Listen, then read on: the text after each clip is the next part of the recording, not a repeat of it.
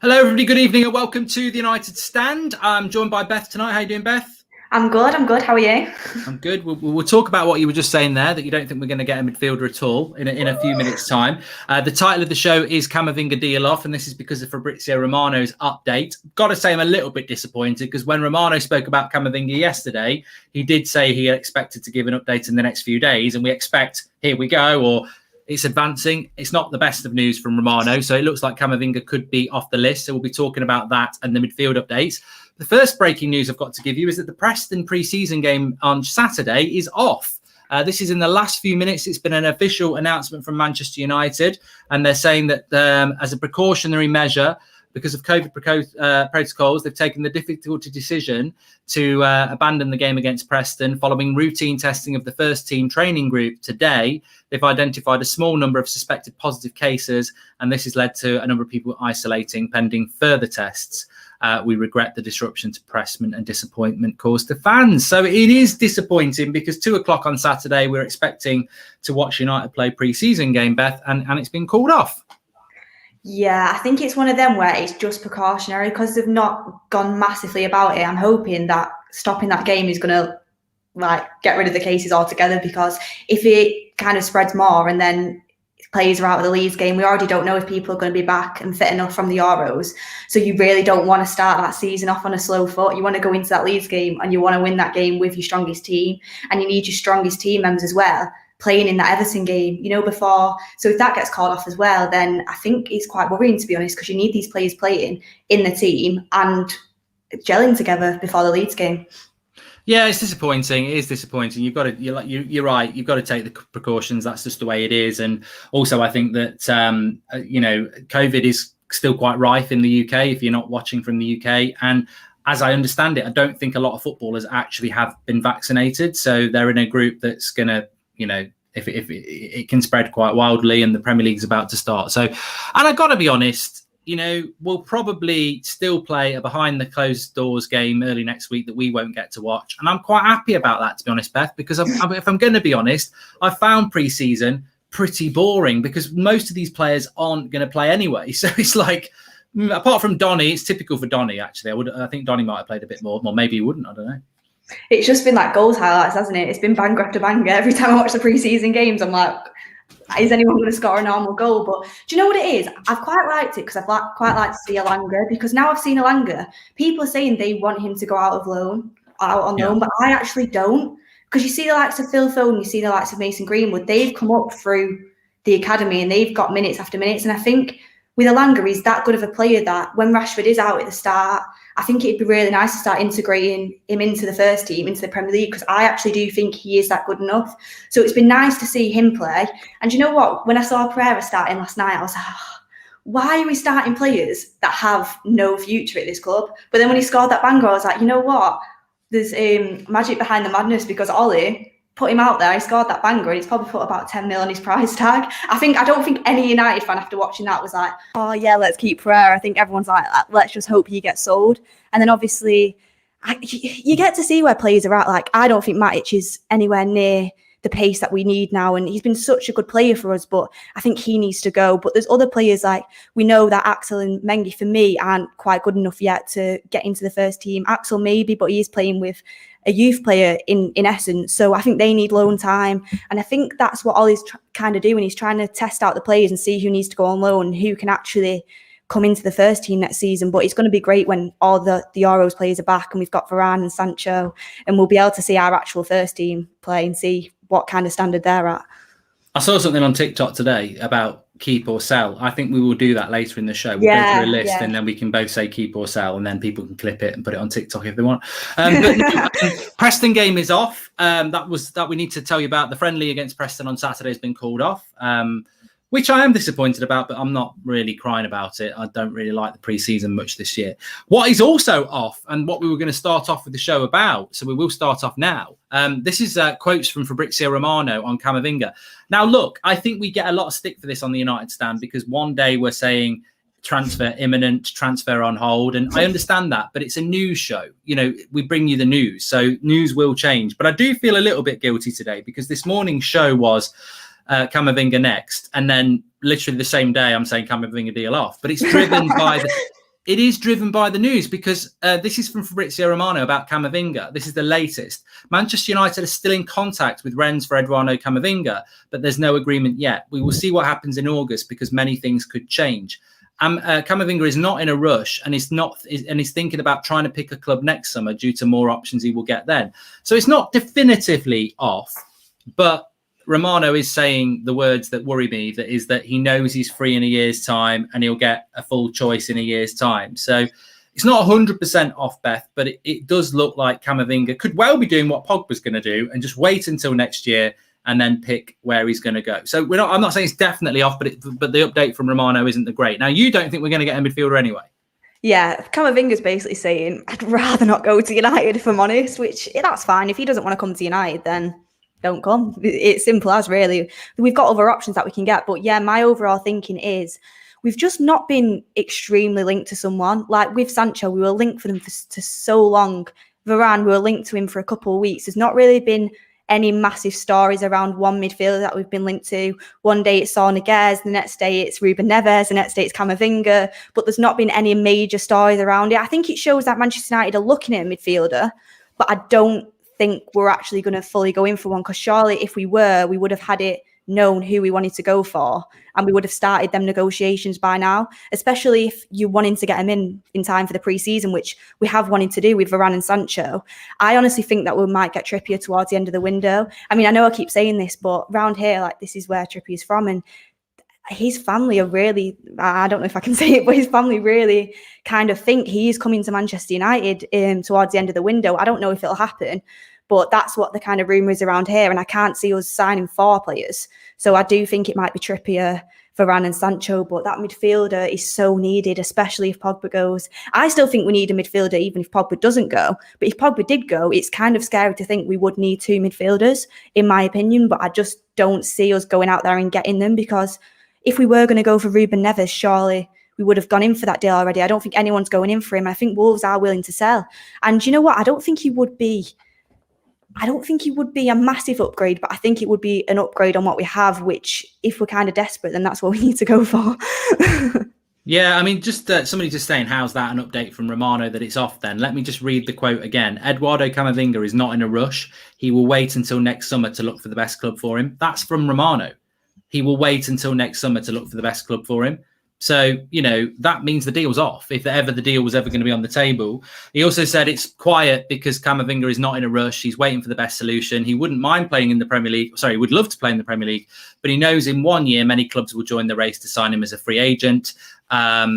He's not in. He will wait until next summer to look for the best club for him. So it's not looking good on Romano to Manchester United, on Camavinga to Manchester United. So, yeah, disappointing for some. But I must say, I mean, look, if we get Camavinga, I'm very happy with it. But it does feel, Beth, like, you know, if you bring an 18-year-old, as we've seen before, we're going to talk about Alanga and everyone a little bit later. But, you know, is Ollie going to drop the old McFred combo for an 18-year-old who's never played in England? I think we like Camavinga, but I don't think Ollie would pick him straight away anyway.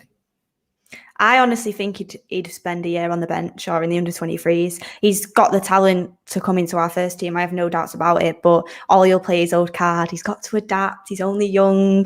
That one that Ollie likes to play. And he'll stick with... I don't think he's actually going to go with McFred this season. I'm hoping. I keep telling myself this. I'm hoping that the rumours are true, that if Pogba stays, he is going to go with either Fred or McTominay with Pogba in the pivot, or possibly move to a 4-3-3. I'm hoping that does happen. I don't know if you could play Camavinga and Pogba in there together. It'd be one that I hope you could do. I think you could definitely mould Camavinga into doing that. I do think he is that type of player.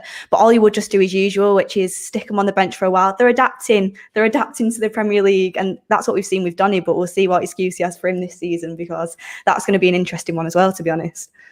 If you think we're not going to get a midfield, you don't think we're going to get a midfielder then? But you don't think he's going to play McFred? I don't see us spending that much money on him, on a midfielder, when we've just signed Varane and Sancho. I feel like we would have been rumoured towards it already. I think we might sign Trippier instead. But I think it's going to be Pogba and McTominay he'll start. I think he should start Pogba and Fred out of the options that we've got. But I think he'll go with McTominay, to be honest. See that comment there from Sachin. My answer to that would be yes. Would you pay 35 million for a very slight upgrade from Scott to Neves, or wait for next summer and bring Garner, who will become really good as CDM? But yeah, it might be 2 years for Garner. And also, I think I actually believe that I would do that, because I think Neves is a big upgrade on Scott McTominay or Fred. So I would do it. You know, would you rather we didn't do that, Beth, in that situation? No, I'd rather, definitely, if he's going to play Scott there, I'd rather us upgrade to Neves. I think Neves has more mobility, and I think his defensive work is better. I know Scott sometimes drops in at centre back, and we do play him as a defensive midfielder, but for me, he's not as mobile as what I would like from a defensive midfielder. And I think he sometimes does get skipped past quite a lot. The thing is with Fred, God, he can't pass a ball to save his life, but he's very tenacious. He gets in there. He's like a wasp on players, and you kind of want your CDM to be like that a little bit. I feel like Neves is not completely like that, but he is more mobile, and his passing range is 10 times better than McTominay and Fred's. I know McTominay has a great shot on him, so does Neves, to be honest, but Neves' passing range is much, much better. I don't think he's a top class CDM yet, but he would definitely be an upgrade on what we do have. Yeah, it's a difficult one. I don't know what everyone in the chat thinks about whether we'll get a midfielder or not. If we didn't get a midfielder, this is an interesting question for you then. If we don't get a midfielder, is this a good transfer window? I honestly think it is. People are saying if we don't get a midfielder, it's a failed transfer window. Me. I would say, yeah, Mark says that. And the whole of Twitter as well. I don't think it's a great transfer window, because a midfielder is what we need. But you can't say Varane and Sancho isn't a good transfer window after what we got last season. I mean, I know we've probably set our standards a little bit lower because of what we got last season, but I feel like the business it's been done early, so that's a check. There's two great players that are going to take the team to another level. That's a check.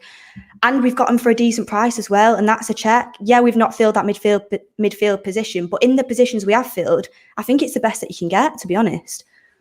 Yeah, look, I'm very happy with Varane. I think it's a very impressive deal. Sancho is a year late, but it's still a good deal. I think, as we were talking about on the show a couple of nights ago when people were ranking it out of 10 with the chat, I think at the moment it's probably a 7 out of 10. And if you get a midfielder in, it's a 9 out of 10, which is, you know, I think there's such a big hole in the midfield that we've got to. I mean, Left King says, you've got to be joking. How is this not a great midfield? Yeah, I think it is. Yeah. I don't think it's a great transfer window. I think it's a good transfer window. What happens if we get Trippier? Would you say it's great then? Or? I don't think it's any better, really. I don't want to come across that I don't like Trippier, because I do like Trippier, but I'm worried about what that's going to do to Wan-Bissaka. And again, it's not the position we need. And I suppose, to be honest, I backed myself into a corner, because if I sat here now and like you and said this is a great transfer window, there would be people clipping up what I said at the start of the transfer window, which is if we don't get a midfielder, I don't care what happens, it's not a good window. So I've got to die on that hill, really. But I do think midfield is the priority position. We have been crying out for a centre half, though. Yeah, and that was the second position, and we've done fantastically well with that one. So yeah, we'll have to wait and see what happens with it. But we're going to talk about Trippier a little bit in the moment. But there is a bit of news that's positive. It's not a midfielder coming in, unfortunately, but it is a potential midfielder going out. Maybe that wonder goal last night has pricked up the ears of other clubs, because Fenerbahce have apparently made Fenerbahce from Turkey, obviously, have made contact with Manchester United about the feasibility of signing Andres Pereira, and another unnamed English club is also interested, and that's coming in from TNT Sports, who've got 3.6 million followers in Brazil. So I don't know the verification of this source, but that could be from bloody HP source. I don't really care. Do you know what? I'll take it. Yeah, I presume you've not changed your mind after the goal last night. You don't think let's keep him? No, I've not changed my mind. Honestly, when he was starting yesterday, and this is no hate towards the player, but he's one of the most average players I've seen consistently start for United. And when he went out on loan last season, I was like, great. I know it lessens our midfield options, but for me, he's got no potential in that first team. I think he's an average player that deserves to go for an average club. He's probably fitting well at Arsenal, to be honest. I think Arsenal should be interested in him, but for a top club, he can't be playing in that midfield. And he can score a screamer in pre-season, and he did that yesterday. And to that, I say thank you, because his price will just go up. And I think that's how a lot of United fans are thinking about it at the minute, to be honest. I like that comment. Games are won and lost in the midfield. And I do agree with Beth that I would 100% sell Pereira. I mean, the interesting thing is I just hope when Fenerbahce or whatever English club it is turn up and go and United are on the phone and they go, yeah, it's going to cost you. It's going to cost you. We're starting off at 20 million. I literally would take 5. I would take 5 million for Pereira. I don't even know what his value is. I mean, there's a question for the chat and Beth. What is a fair price for Andreas Pereira? Because I was saying before the game yesterday, I don't even know what level he plays at. I wouldn't start him in most Premier League sides. So I don't know what his value is. He was benched for Lazio last season, I'm pretty sure. I think he played, but I think he often came on as substitute. And Lazio's not exactly like a top team. So I would take anything at the moment. But I've said this to people before. A lot of our deadwood, honestly, I just pay out the contracts and let them go. Like, they're never going to play. And it's not my money. You just need to get the wage bills off. And so you can move new players in. I think that's a massive reason why we're not going to go for anyone else until we get rid of players. Like Romano was saying, you've got to get a few players out to get them in, because the amount of players we have on our wage bill that are not going to play for us and are just sat there on a wage when they're literally deadwood. Honestly, take what you can get. 5 million for Pereira, I would honestly take, like you were saying. I think we could get about 7-10, maybe something like that. But I would take 5 million for him. Masic, I'd take 1 million for him. Honestly, I'd get them out now, because it's just wages getting taken up. Yeah, it's places in the squad. We've got a massive squad. It's wages as well. Where was he on loan last year, Pereira? Lazio. I just love the way you say Lazio. What do you say? Lazio. It might sound very Mancunian. Yeah, it's great. So sell, meet Dan James. We're going to go through a big list of players in a little bit, and we'll go sell or keep, and we'll probably disagree on a few, which is what it's all about. And the chat will have their own opinion as well. But one player, obviously we've not spoken for a while because he's been on holiday, and then I wasn't on the show you were last on. Paul Pogba. This morning there was talk about him being linked to Liverpool, but it would be next summer. Romano said he's not been offered to Liverpool, so that's probably just paper talk. But where are you standing on Paul Pogba at the moment with the 3 options, which are we sell him now, we give him a massive new contract and pay him silly money, or we let him run his contract down? Where would you go with that? Because it's difficult, isn't it? I've got a new one to add to that. Okay. How about we don't give him a contract yet? Well, if he's not willing to sign the one we're giving him, I wouldn't give him absolutely stupid wages. The one that we're giving now, if he's not willing to sign it, try and let him run his contract down. I'm pretty positive here, to be honest. We're title contenders, going to win the league. He sees the project and then he thinks, you know what, I'm going to sign this deal that they've offered me. And that would be the perfect solution. Do I think that will happen? No, but it's a risk that I'm willing to take. If he can't sign his contract, go and offer him, how much does he want? 450 grand a week? I think that's a little bit overpriced, to be honest. And I think if he's going to go, just let him go. You can't force someone into a contract who doesn't want to play for Manchester United. If he doesn't want to play for us, give us a really good last year and then go. Again, it's not my money that I'm losing, so I'm not really bothered. But again, if he's that desperate to go, sell him, but make sure you get a really, really good replacement in, because that is my worry with the Pogba situation. I don't want to sell him because I don't believe in us to get a good enough replacement in for him, especially now if Grealish is going to City. Yeah.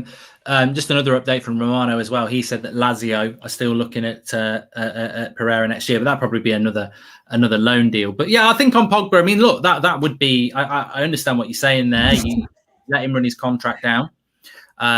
You get into a title race, which we all would love to be in, and then you do well in the Champions League, and then you say, Paul, do you want to sign that contract? And then he's either going to have. I mean, look, at the end of the day, Paul Pogba is going to have a few clubs next summer who say, we'll give you 400k a week. Maybe Real Madrid, PSG, Juventus, because they're getting him for free. But if United are one of the best teams in Europe next season, and I know we're speculating a lot there, and we go, well, we'll give you 400k a week as well. You might, maybe you just stay, and maybe people are happy with that. But you wouldn't sell him now then? No, I wouldn't sell him now. The thing is with Pogba that frustrates me is it's like sometimes he'll be acting so anti-United, not putting anything anywhere, and then next thing you know, he's putting a FaceTime screenshot of Rafael Varane on with that emoji that's like, oh, I'm happy Varane's come. So it's like, Pogba, do you want to stay or do you want to go? Like, let the people know, honestly.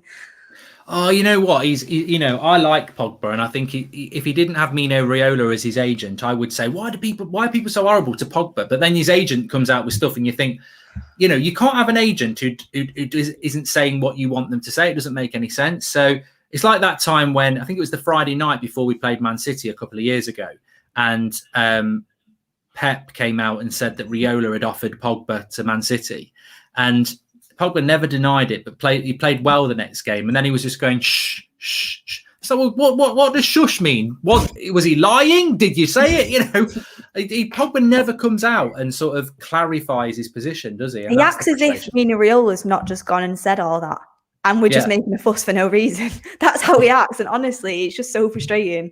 If my agent was coming out saying these things, and I supported that club, and I appreciated the fans, personally for me, I wouldn't let my agent say that. At the end of the day, he pays Mino Raiola, so that's my stance on that.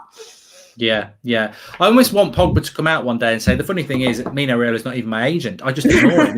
He just keeps coming out and talking about me. He's obsessed. He's not even my agent. But we'll see. I still think unfortunately, it's a situation that's probably not going to resolve itself anytime soon. But I do think you've hit the nail on the head there. The fact that somebody said that before, Varane coming to Manchester United.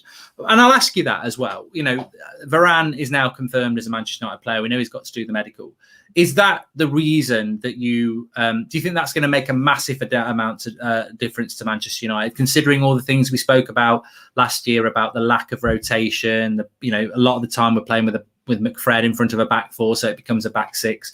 Do you think that Varane deal is really going to make a massive amount of difference for Solskjaer? Is that, could be that a reason that Pogba stays as well? Massively.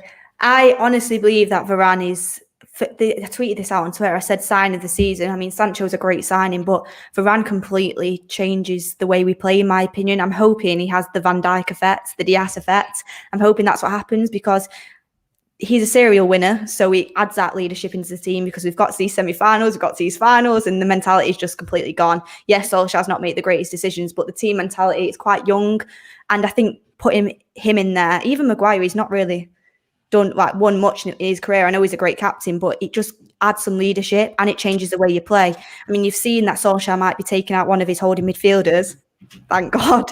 And that just shows how much he does trust Varane, because, as we've said before, McFred was protecting that back four, because, I mean, Maguire and Lindelof, they were sitting deep. They don't have really much pace. With Varane, you've got pace. You've got someone who knows what they're doing, organised, can also play the ball out like Maguire does. It gives Maguire more freedom to bring the ball out of the back four.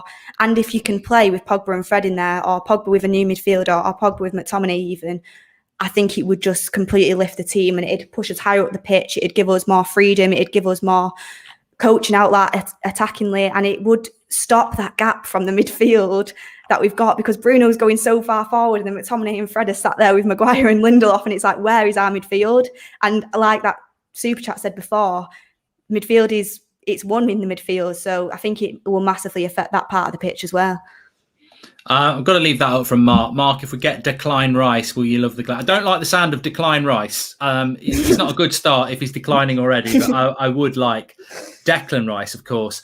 Sancho, Varane, Camavinga or Sol, Pogba will stay because there is no better project in the entire view. I do agree with that. I do think that Pogba... I've always said that I think Pogba will stay. I just don't think he'll sign a new contract. It makes a lot of sense for him from a business point of view as well. Personally think the early reports of Pogba's agent offering him to Liverpool is rubbish, just a scare tactic to make United offer more money. He would never go to Liverpool. No. Well, never say never. I don't think Liverpool could afford him. But I think what you said is really an intelligent point, because it's like, if we're going to pay him 400k a week, we may as well wait a year to give him that anyway, because...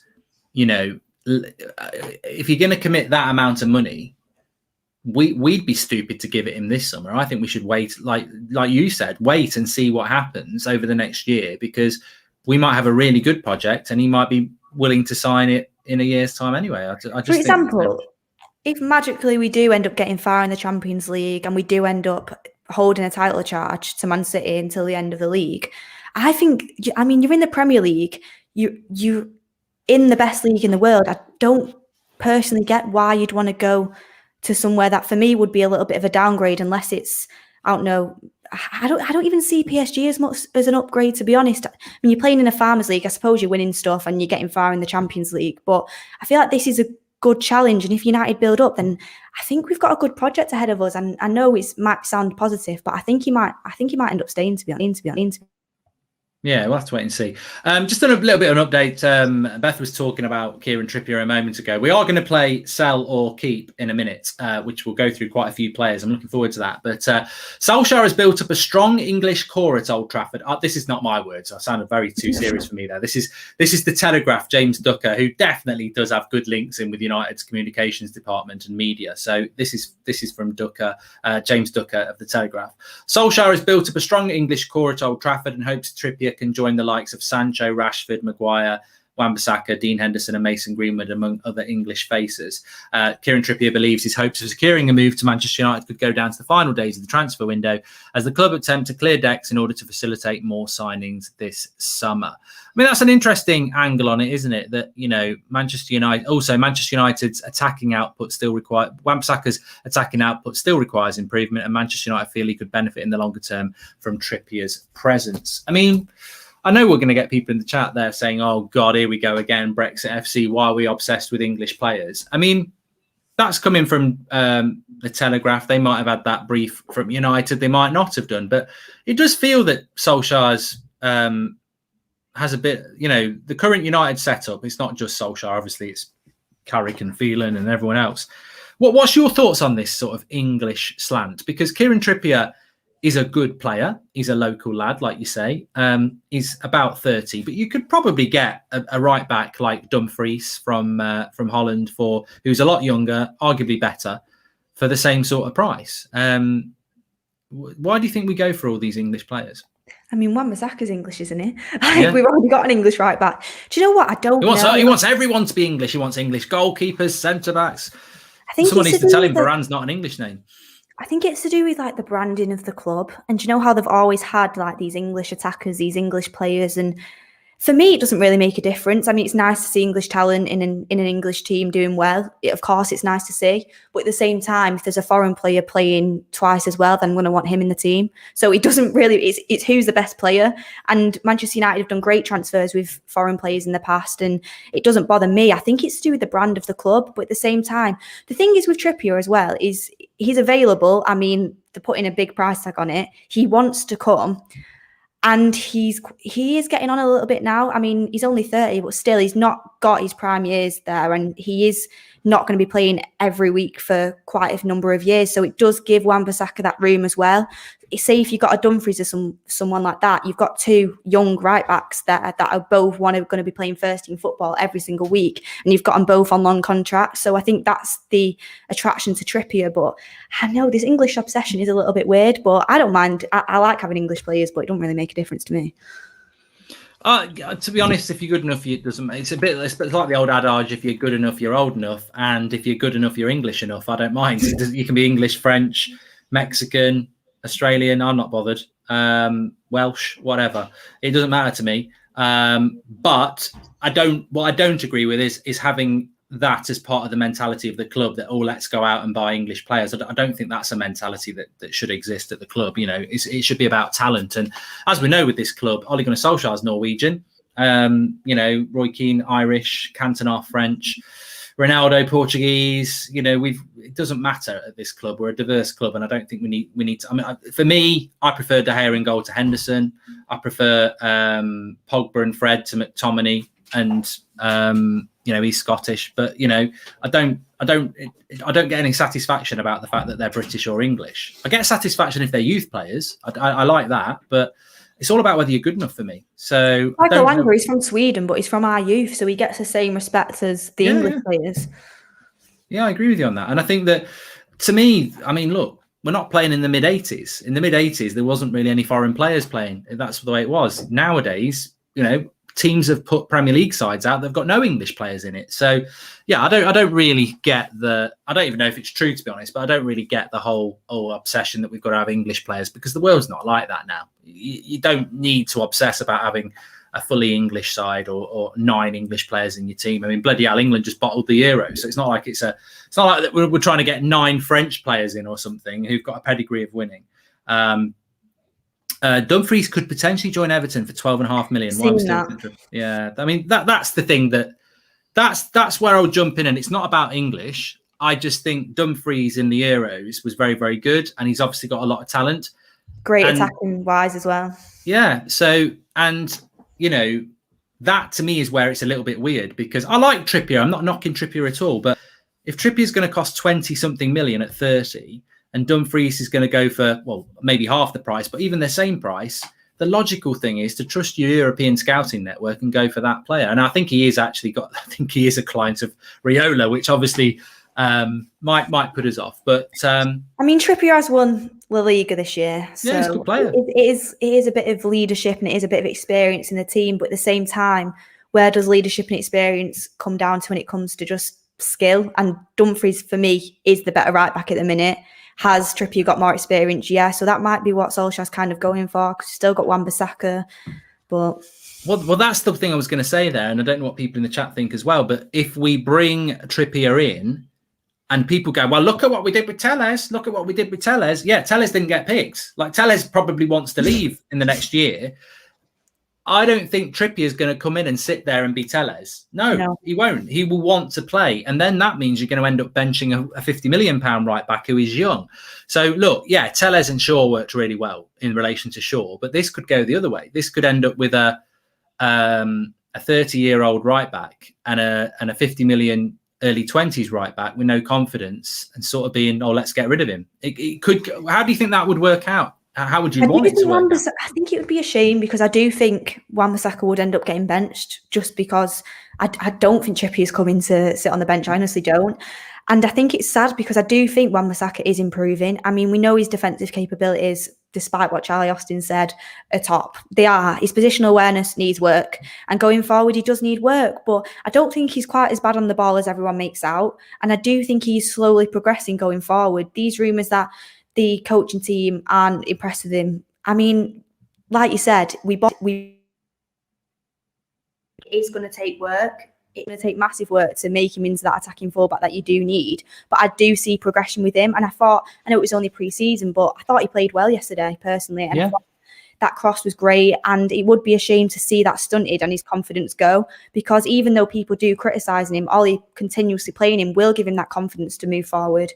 And to see that stunted would be a bit of a shame, in my personal opinion. I'd rather have someone come in like Tellers did to Shaw and give him a push, not just completely take his place.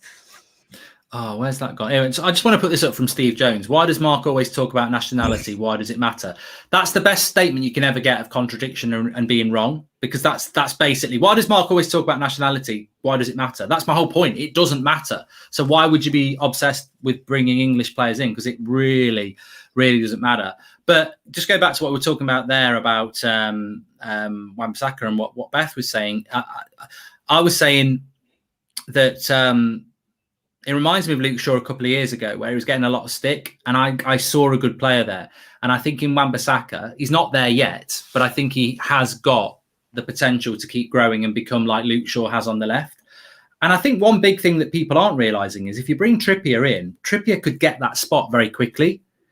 And I think there's something to be said that Wan-Bissaka spent a lot of his time playing with Lindelof. Like Luke Shaw's played with Harry Maguire. Harry Maguire is fantastic. Wan-Bissaka's had Lindelof. Like, Lindelof is crap on crosses. So I just wonder, I just think Wan-Bissaka, if you don't think he's a good player now, and I do, I think when he plays with Varane, he's going to automatically go up anyway. So he's also not had a right winger to link up with. He's had a lot of down that right-hand side to get them crosses in, because there's no one else to do it. Yeah, I think Wan-Bissaka will naturally go up anyway, because we've got Varane and Sancho in. But obviously, if we bring Trippier in, but I suppose the good thing is there, and I'm surprised nobody said it in the chat, maybe on my brain's thinking quicker, is if we bring Trippier in at the end of the transfer window, that gives Wan-Bissaka 3 Premier League games with Varane and Sancho to really grab that spot, even if Trippier comes in. So, you know, it's not like he's not going to get an opportunity. I do also think what's happening to Dalot is he's leaving, because we've got so many fullbacks now. And I watched Dalot yesterday, personally, for me, I didn't think he was that great. Just my personal opinion. But you're again, in the majority there, don't worry. It's a squad depth game. And if Wan-Bissaka is always fit and you are looking at him to be a first choice right back, and Dalot can come in and play the maybe attacking games where you're going to be more on the front foot, that could be still a good fit as well. I just don't know if we need to get Trippier, personally. It looks like it's going to happen though, and obviously you know from the area because of like the family, and you mentioned the rumours that he's going to come. And look, this isn't even this transfer window. This was being mentioned a lot before the January transfer window as well. So he's clearly a player that United want to bring in, and or more importantly, he's clearly a player that wants to come to us.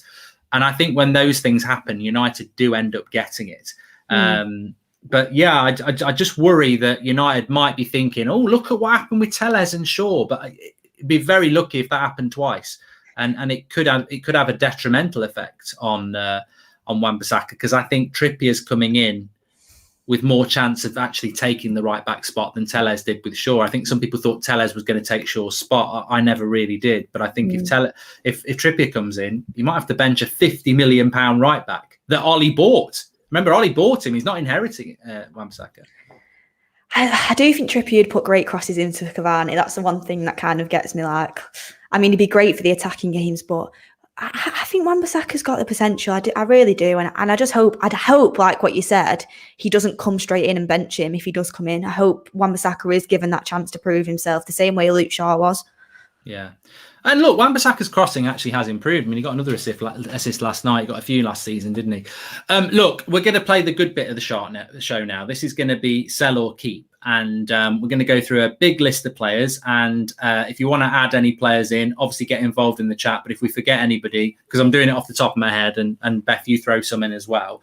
But we'll start off with, I mean, look, we're not going to do bloody Bruno because Bruno's staying. We're going to do those players that we think should end up going or staying or are divisive players, because actually there's probably well over 15 anyway, if you include the young players who we might want to. And I suppose it's sell, keep, or loan, isn't it? Because some of them will be loan. So let's start off with Jesse Lingard. What would you do with him? Sell, keep, or loan, and why? I've changed mine recently. I would keep as backup for Bruno if he's okay with that. Like if he wants to play first team football and he wants to do that for his career, sell him and get the money. But I do think he would be a good backup for Bruno. God forbid Bruno did get injured. I do think he has shown a lot of his talent over the last few months, and I wouldn't mind him as a backup to Bruno, because for me, I see Van der Beek more as a little bit of a deeper player personally. Interesting. Two reasons why I disagree. First of all, there's not many players that we can sell that have got value. And I think this is a credit to Jesse, because I actually think he would be a really good signing for a West Ham or an Everton or something like that, and he'd be an important player for them. And there's not many players that we can sell, so I would sell him. And also, I would say sell him because I'm getting backdrop of your. Is that off yours now? Oh, is it gone now? Yeah, there we go. I would say we need to sell him because we've got too many players in those areas. That's why. So that's what I would say in relation to that. I'm just going to mute you while I'm talking, Beth, because I'm just getting a bit of feedback there. So yeah, I would sell, and Beth would keep, which is interesting. Okay, we'll go back to Beth, and we will. Here we go. We'll stay with a potential first teamer here. Dan James. Sell. Why? Because most people will be happy with just sell, but yeah. For me, he's an average player. And I don't think he's got much potential. And I think there's players coming up for the youth like Alanga, Ahmad. I mean, I know we bought Ahmad, but he did play in the under-23s a lot of time last year. That, for me, have got a lot more potential than him and should get game time. Can he come on and add a little bit of pace? Yeah. But does that give you the right to stay in a Manchester United team that's going for the title? For me, no. I just don't see the potential in him. And I think he'd be so much better at a team that's more suited to him, maybe a Leeds, maybe an Everton, someone like that. But for me, I don't think he's good enough. And when he came on again yesterday, trying to watch him play one-touch football with Van der Beek, oh my God, I was literally there like, please no. I just don't see the potential. I honestly don't. I think I said that last night. I totally agree. It's like he came on and he played 45 minutes. I barely noticed him. And yet Alanga and Hannibal and Palestri did more than a player that's meant to be a senior pro. I think that, and again as well, I agree with you selling, because he's a player we know we can sell.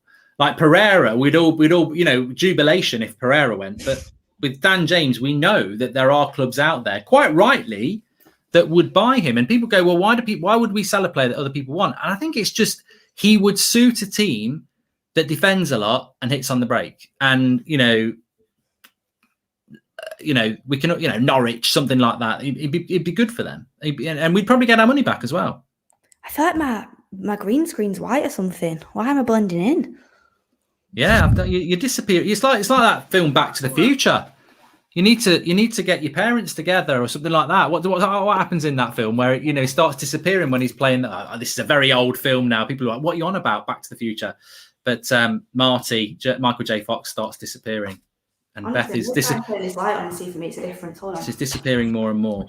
Right, well that's fine because that allows me to think of another player. Make sure you smash a like on the video as well. So we're playing sell or keep. That's better. That's much better now. There you go. It's a lighting issue. It always is lighting. Always.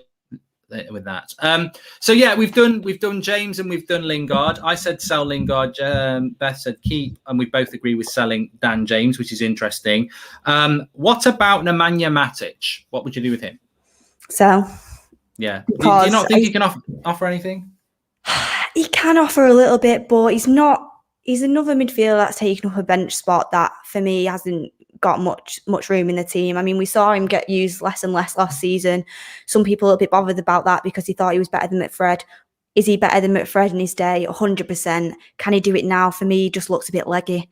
And I think he'd be so great somewhere in Italy, but just not in the Premier League for us at the moment. That's just my opinion on it. I agree. I'm not going to dwell on that one too much. Do you think you could get a bit of money for him maybe as well? I mean, only a couple of mil, but still. I think we get 5. I think we comfortably get 5. I think you're right. I think Serie A is exactly the right place to go.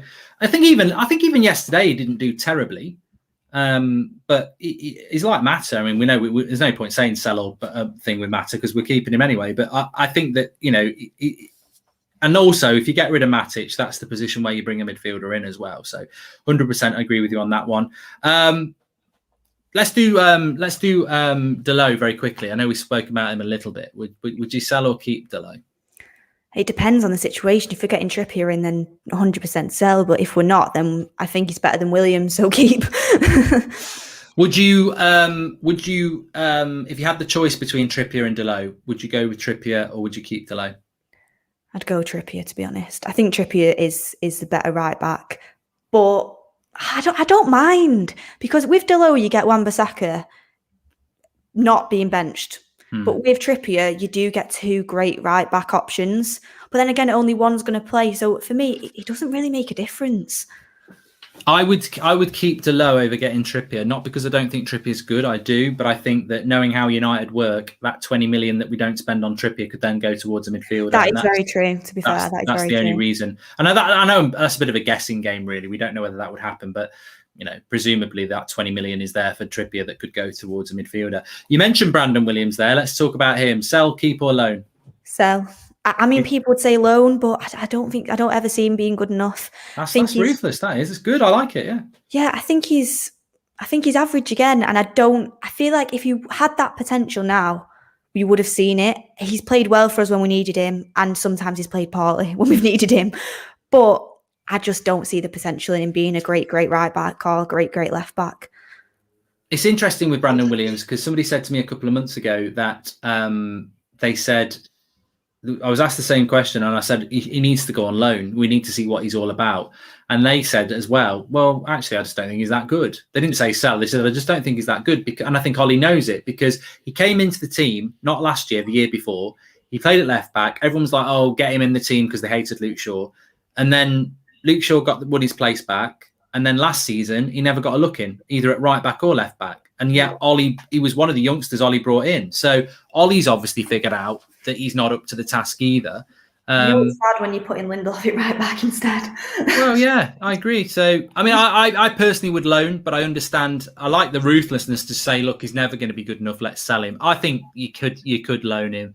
But I certainly don't think we should be keeping him. He won't get picked anyway, so it's just a waste of time.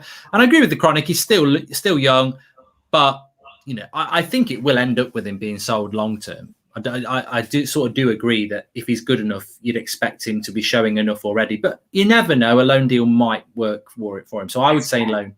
I swear he's on 80k a week though, something stupid like that. Like, why? I think he's on 60 or something like that, 60 or 70, which is too much too soon. I think it'd be hard to get him out on loan on that, to be honest. Well, actually, you talk about that. I did see something about that today about Brandon Williams. You just bear with a moment. I'm sure there was an update on Brandon Williams that I missed earlier on. Just while I'm looking for that. Sorry. We've got a bit of an update here from Mauricio Pochettino as well on if Pogba is a target. I don't give names. The club's working quietly, doing good things. At the end of the window, we will see who the new players will be, if any, and we will see which players will leave. So not really an update. So absolutely nothing. No, not an update at all, because of course that's typical. And there was here we go. Southampton. This is from the Telegraph again. James Ducker. Southampton have so far been put off by the 3.75 million cost in fees and wages of a season-long loan for Brandon Williams. With Tellez injured and Shaw requiring assessment on his broken ribs, Williams' situation may have been complicated further. So he could. All I'd say on that, Beth, is that 3.75 million. I know Jones gets about 4 million a year, and he's on 80 grand a week. So you can figure out what Williams is on. He's on about 70 grand a week. I don't really blame Southampton for not wanting to spend 3.75 million pounds on Brandon Williams, but for Brandon Williams' sake, he's got to get out. You know, he's already lost a year of his career. He's got to get out. He's almost a victim of this contract that we've given him, because no one's going to look at him, and he's not going to get game time here. So he just ends up earning a good wage sat on the bench. Honestly, I wouldn't be surprised to see him start against Leeds, because if Shaw's not back fit again, and then Ollie will be like, well, we need him, and then he'll stay again. And as soon as Shaw's back and Tellez is back, he won't get a look in again. And it's just that same cycle of a player who's not getting played, sat there on a decent wage. I just think we give out such stupid contracts, and then United sit there and think, why can't we sell these players? Why can't we get them out on loan? Because you give them stupid contracts too soon. Yeah, he needs to get out on loan. And of course, he might not be on 70 grand a week, because 3.75 million could include a bit of a fee that we get for the loan deal. So yeah, it could be on 40, 50, whatever. Let's talk about the next player then. So we've done Brandon Williams, we've done Delo, we've done Matic, we've done Lingard, we've done James. Might need some help for players, but let's go through some of the younger ones. We're not going to bother doing Pereira, because I think we'd all get rid of Pereira. Bit of a difficult one. Ahmad, what would you do with him? Would you keep or loan? It's a hard one, because it depends on how much game time Ollie's going to give him. If it goes off anything last season, then loan. I'd love to see him loaned out to a Premier League team, though. You know, where we can watch him week in, week out, and he can actually get to grips with the Premier League. Yeah. If I was going to loan him, I'd loan him to a Premier League side.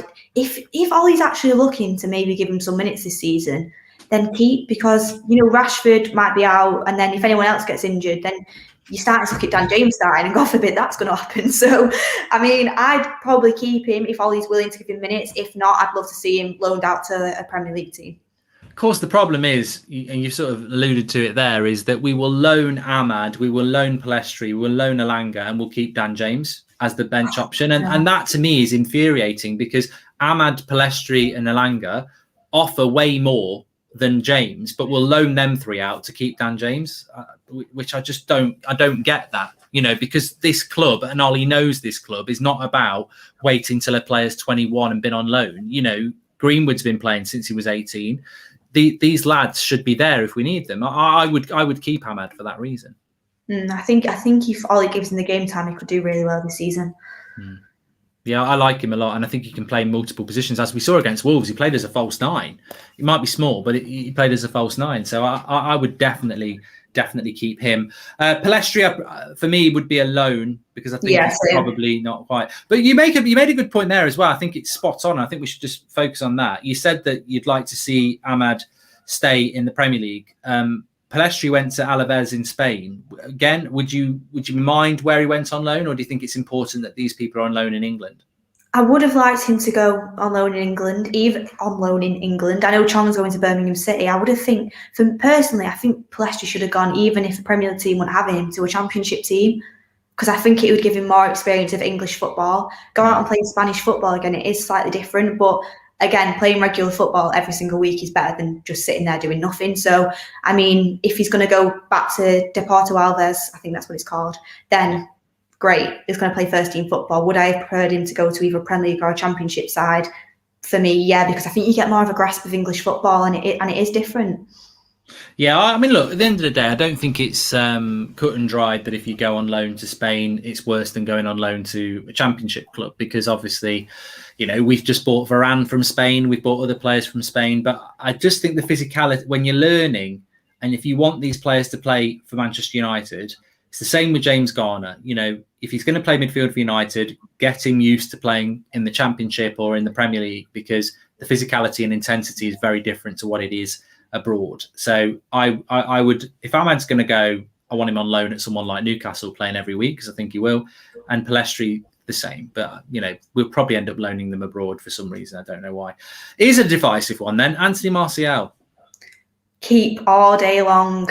I mean, I've got my Martial shirt still, and I'm hoping it's going to come back out this season, because I'm one of them people. I believe in Martial, and I think he's extremely talented. And I know he's not shown it over all the time he's been here, but NHS Martial was a great player, and if he would have took penalties, he could have reached 30 goals that year. People forgetting he did get Player of the Year, voted by the players that year. Yeah. And I think he's got a lot of talent, and I think to let that go to waste, and then, like you said, keeping players like Dan James, who for me doesn't even have the same amount of talent in his right hand as Martial has in his whole body. That's not trying to be offensive, but it's just true. I've seen Martial do stuff like that Watford goal. I mean, it was so good the way he took it around the keeper and then just chipped him with that skill. He's got great feet. He's got great technique. And if he can actually, I think this season is his last season if he doesn't go. He's got to prove it. If he does well this season, then I think he has a future at United. If, again, his mentality gets the best of him and he doesn't show what he's got, then I think that is when you start to think, is there a problem with him behind the scenes? Because he's got the talent. I think with Cavani coming in again, it just did knock his confidence. He might be a massive confidence player, but it's a clean slate this season, and I hope he can do well, especially if Rashford's out. It gives him a chance to kind of come in and prove himself a little bit. I agree. The only thing I would add to that is that it makes me laugh. I totally agree that this year is the year. He's got to deliver this year. I wouldn't sell him. I think it would be a mistake to do it before he's had another chance. But what makes me laugh, and maybe it's the English bias that we get in the media, is that you'll often hear that, Rashford will have a point to prove. And why doesn't Anthony Martial have a point to prove? Is it because he's French? I mean, do you think he's been sat there all summer not thinking that he's had a bad year and he's got a point to prove? I think he has got a point to prove. Let's see if he can prove it. If he can't prove it, let him go in a year. That's where I am. But I'm firmly. But it's interesting that we're both saying keep, because there are a lot of people in the chat saying get rid of, and he is a divisive player. Why do you think that is with Martial? There is a lot of people that would say get rid of him now.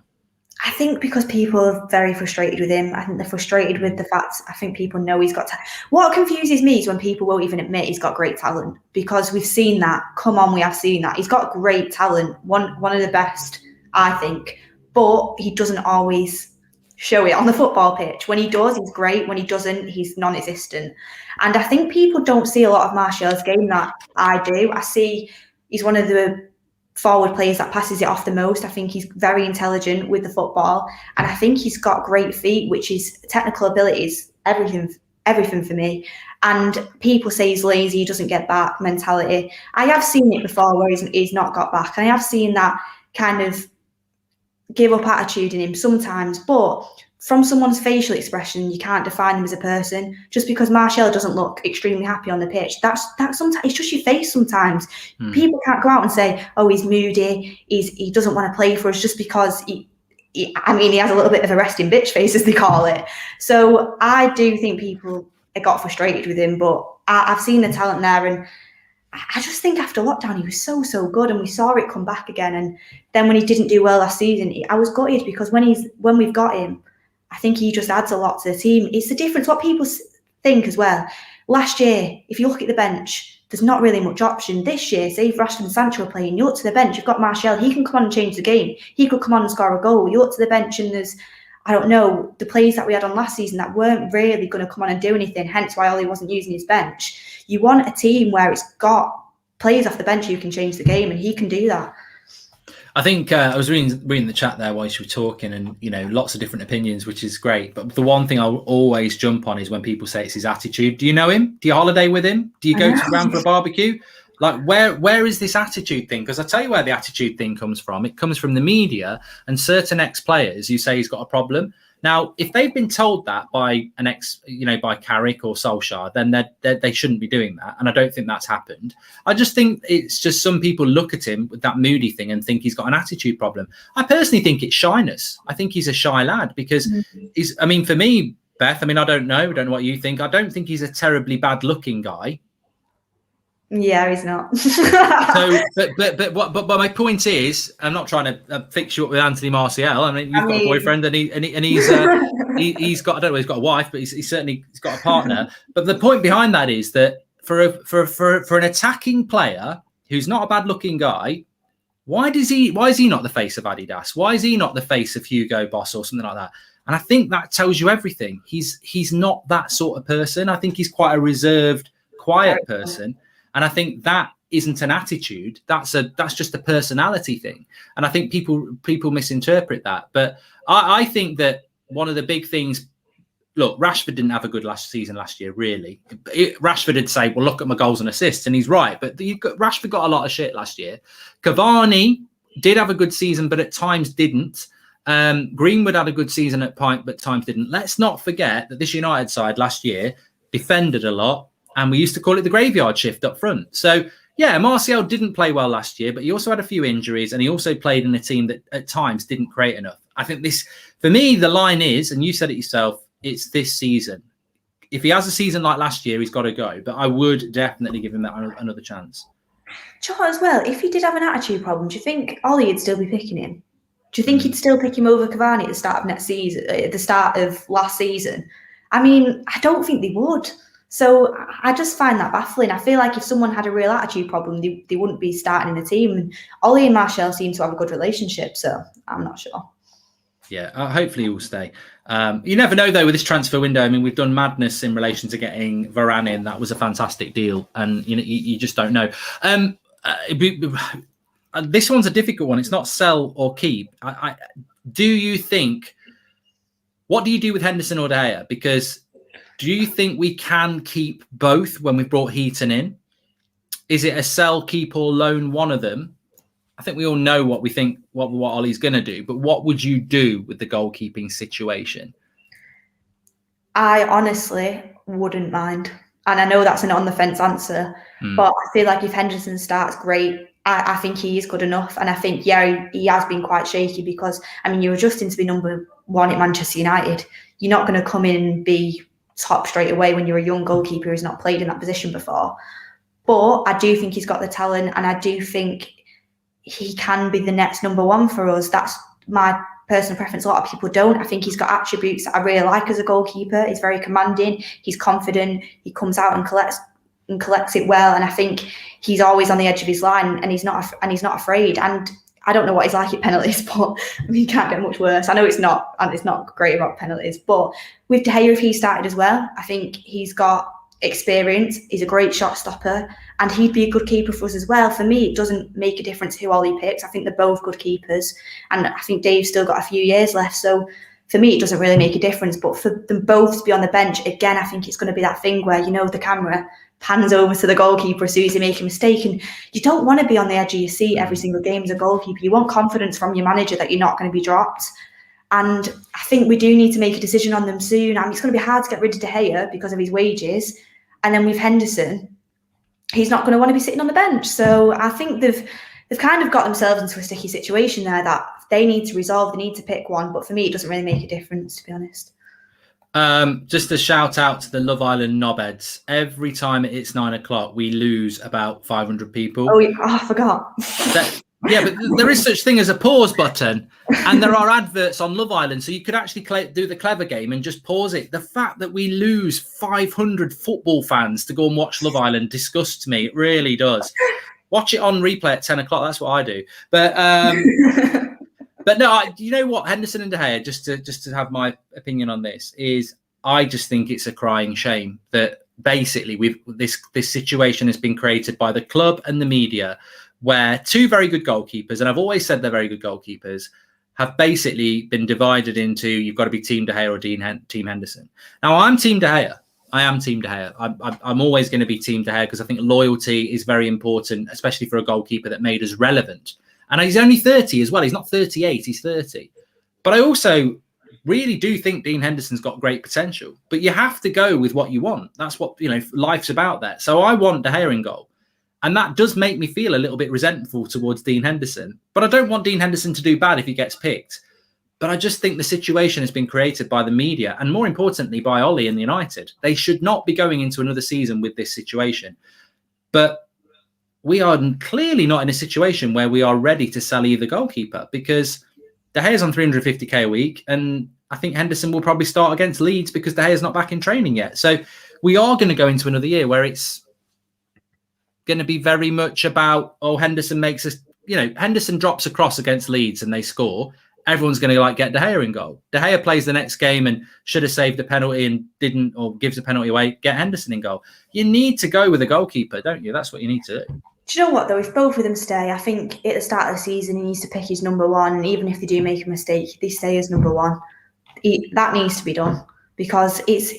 But the problem with that, Beth, is that you can't do that, can you? Because you can't have a 350k goalkeeper on the bench and then Henderson makes a couple of mistakes, but Ollie goes, I'm sticking with Hendo, because De Gea's like, well, I'm on 350k a week. You can't not give me a chance when the other goalkeeper doesn't do well. It's just. Do you know what I think will happen? I think Henderson will play Premier League and De Gea will play Champions League.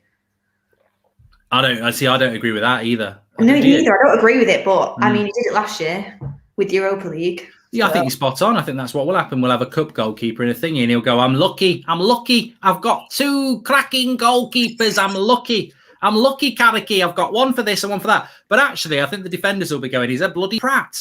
So I've got De Gea behind me this week. And I'll tell you what, at high-end sport, you want to know what I used to do this, not high-end sport, but I used to play for a team who had a different goalkeeper on a Saturday and a different goalkeeper on a Sunday. And it's bloody confusing because one goalkeeper's vocal, the other one is better and comes off his line more.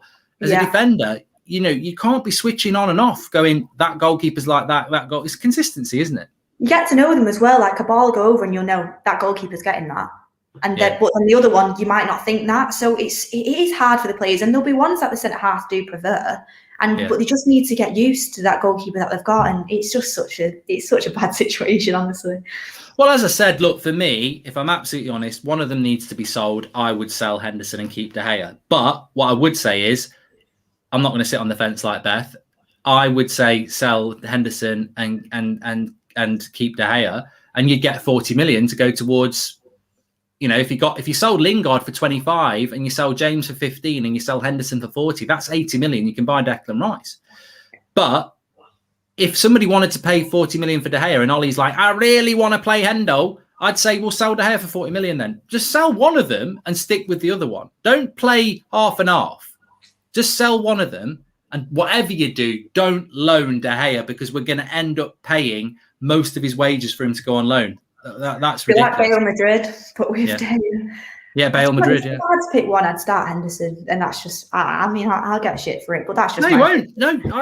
No, you won't. And I don't really care that you say that because it's an opinion, and I understand it. There are fans out there that want Henderson. There's fans out there that want De Gea. I just think it's sad that situation has been created because you don't want that sort of division in a team, but it is there. It is there. Anyway. It's shit. Yeah, I just don't like the way the situation's been created, and I think the club's been a bit weak. And I was on a show today, and they were saying, "Why do you think Ollie doesn't make subs?" And I said, "I don't think Ollie I don't know, but if you want me to guess, which is basically what fan opinion's about, I would say Ollie doesn't make subs because he's a nice guy and doesn't want to upset people. And that sounds ridiculous at the highest level, but." Is he keeping two really good goalkeepers because he doesn't want to upset one of them by kicking him out of the club? But you've got to be ruthless at times, haven't you? You've got to be. I don't know though, because he got rid of Lukaku, and I know that's just one thing that always gets brought up. But I mean, I just think he didn't make subs because he didn't believe in his bench. Yeah, definitely. Just a few updates. We'll probably touch on them in the morning from Romano. They're nothing breaking, really. It's only stuff that he's been telling us for weeks that United's midfield situation depends on Pogba and nothing's really happening at the moment. Thanks very much for having you on the show, Beth. It's been good to have you back. I know you've got your season ticket ready and you're excited for next season. I am so excited. Varane debut, Sancho debut. Let's go. And now I've got Love Island now as well. So what could be better? Let's hope. Well, you saw Adam's video last night. That's the sort of thing Beth's going to be doing for us as well. So we'll have match reactions from Beth at the game as well, which will be very exciting. Also, obviously, we've got all the other stuff, the normal fan forums, etc. So we'll see you on the next one, Beth. Thanks very much for coming on. Yeah, thank you very much for having me. And I'll be back in the morning with the morning show. And I hope everyone enjoys Love Island. Levin said he's off to watch it. Beth's off to watch it. I might have to check it out. Matt's watching it at 10. We've heard him say it's on record. Well, it's Casa Amor, isn't it? This is the best bit. I feel like it's the recoupling tonight, maybe as well. I mean, people probably don't care, but yeah. Anyway, thanks everyone for watching as well. Cheers. Thanks everyone.